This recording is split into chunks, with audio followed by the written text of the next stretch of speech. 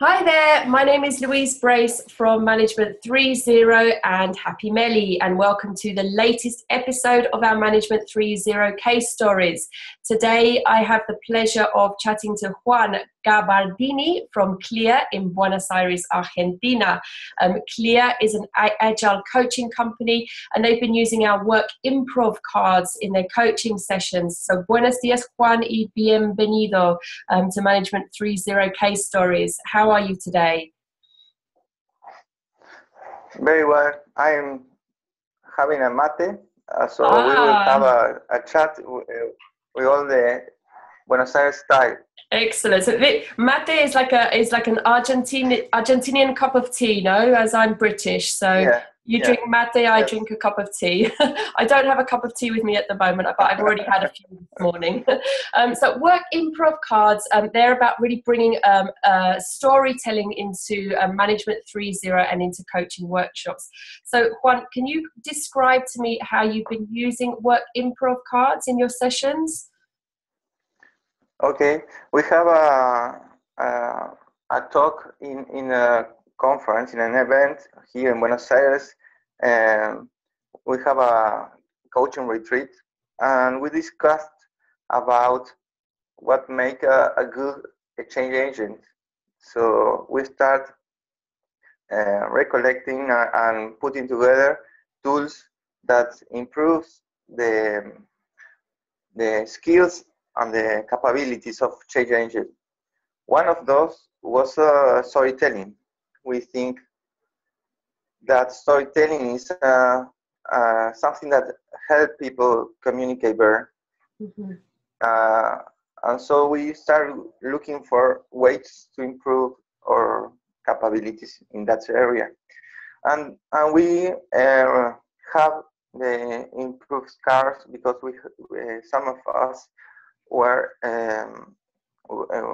went to the management reserve workshop. So we think that this will be a good practice for people that want to improve. And we went through a couple of exercises, and we agree that it's a good tool. We write down a kata about storytelling using the improved cards. It's available in the site of the coaching retreat. I'm How, also yeah. no, I was going to say, how do participants react to becoming storytellers in your sessions? Do you find some feel embarrassed to start, but then sort of get into it? It depends on the people some of the participants have no problem, but the stories are kind of there is no a good flow. Sometimes it lack the hook in the story. Uh, so it's challenging in a sense, and that's the reason because why I think that the improved cars are good because they put some challenge in the storyteller. You And perhaps we some yeah some people that perhaps feel less confident actually become, it's a challenge for them, but actually they perhaps come out as sometimes the better storytellers. yeah that's the whole idea of a kata, Uh-huh.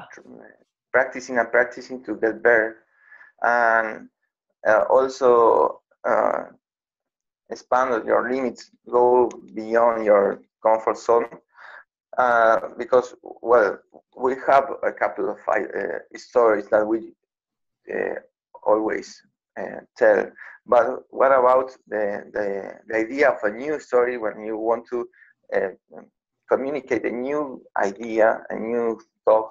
You need to go to a new story. So improving improving your improvisation is a very handy skill. And the cards, it's not all. The cards are not the only way to do that. You have the ICs and you have a couple of other ways to do that. You can take I don't know, a magazine and see some photograph and make a story about that. This is not the only one. But the cards are very handy because you can make it's very visual, and you can add some twist. We have, for instance, pay a little attention when the tension grow in the story, or when a new twist, or when is the conflict appears, and something like that. So you can pay a little attention of the structure of the story, and it was very useful. And do participants work in? Do they work on their own individually, or in pairs or groups? How do you set up the session? Well, the stories are the kata are made so you can do it by yourself, but it's not the best way. I think that we try more in pairs, so you can tell the story to somebody. If not, you have to kind of put yourself in a mind state that if you are pretending to tell the story to somebody, it's more difficult. It's easier to tell the story to somebody else. Okay. And we do in pairs, but sometimes we have people observing and make some comments about the structure, about giving some feedback in a sense. Do you think it's important to be able to kind of take the skill of improvisation back to your role in a company? Yeah, not only in a company. We think about a change agent, so somebody that could make a change in any organization. Could be a team, could be a company, could be just I don't know, your family. I don't know. We have a very similar game at home with my daughter, who's 7, and it's the same concept, but it's with dice. So you throw the dice. There are 9 dice. They each have an image on them, exactly like the work Improv Cards, and you have to tell a story. So it's really good to get even a 7-year-old learning the skills of improvisation. Do you think that participants kind of take away, what do you think they take away from this practice? For the session, for the kata, you mean? Well, the idea of storytelling is very powerful. That you can make a connection with your audience and share the idea in a way that stay here, that sticks. So I think that the takeaways is the more important takeaways is that we are technical people. Sometimes I think that anything that is too human is not serious. It's not appropriate. So stories are something that we want to get back to our jobs and our life. So I think that this is the more important point. When you realize that this is something good and powerful, that you can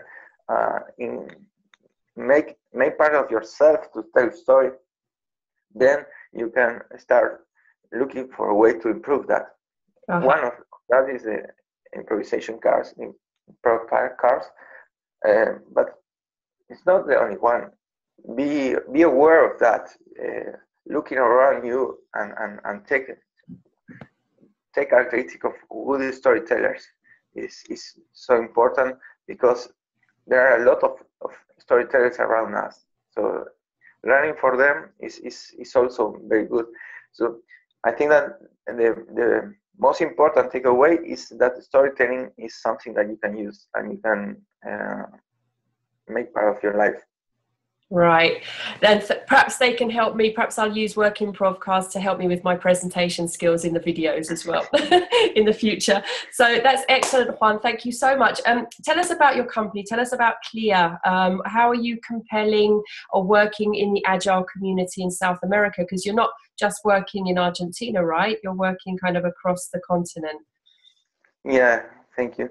Well, we are a company that started in Buenos Aires, but right now there are people in Kleer in Peru, Colombia, and Bolivia, and we work almost in all Latin America, sometimes in Spain also. It's a company that pay a much pride on improving. So we are always trying to improve ourselves as a way of then helping others to improve, and we create an environment of change and humanity in companies and in organizations. Excellent. And is South America receptive to Agile and change management? Latin America is a very big place, yeah. So For sure. depends a lot of the company. Some countries, some cities are more receptive, and others are just starting to go into that. And it also depends. The speed is not the same in every place. Some places are started before, but they take more time to lift off. Yeah. Okay. Go on. Carry on. No. It's like that. We kind of always put an optimist look at any situation. We start with communities, and we help communities in every place that we were. So the start of all of that is community. Because change engine and agility always start in individuals that look around and doesn't find any soulmate. So community give a place for people to start talking about that. Communities, I think that's more important that we can do about that in the wider sense. Yes. Because companies, we can work in one or two companies for a country, but community allows the whole country to go to a better way to do that things. That's so cool. That's brilliant what you guys are doing. Well, thank you so much for taking the time to speak to me today. And I wonder, and we put this video on YouTube, and if we get visitors asking to find out more in Spanish, will you come back and do an interview with me in Spanish, Juan? You've been absolutely fantastic in English, but the next time I'm happy to do it in Spanish as well if people ask for it. So yeah, maybe we'll speak again. Right. Yeah, well, muchísimas gracias. Thank you so much. Bye. Adiós.